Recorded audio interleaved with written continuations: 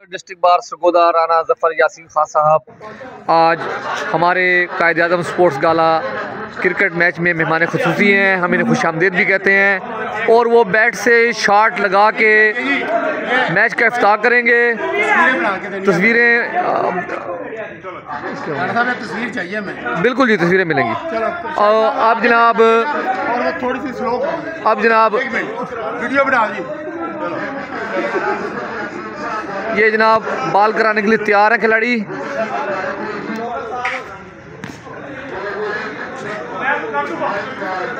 हल्का सा राना जफर साहब दोबारा ट्राई करेंगे इंशाल्लाह। Very good.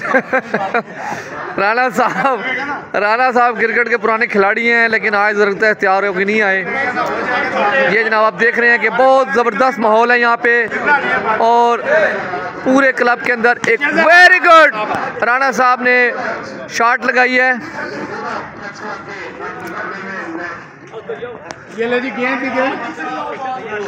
प्रेस क्लब में एक बहुत माहौल है ज़बरदस्त किस्म का। हम मेहमान को, अपने मौजूद मेहमान को खुशामदीद कहते हैं।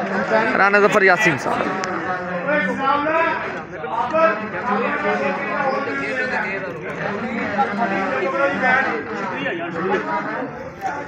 सरगोदा प्रेस क्लब में कायद-ए-आज़म स्पोर्ट्स गाला में इस वक्त क्रिकेट का मैच हो रहा है। यूनाइटेड टीम के खिलाड़ी आज पूरे फॉर्म में हैं और इंशाल्लाह इनकी फतह होगी। शुक्रिया। हाँ जी।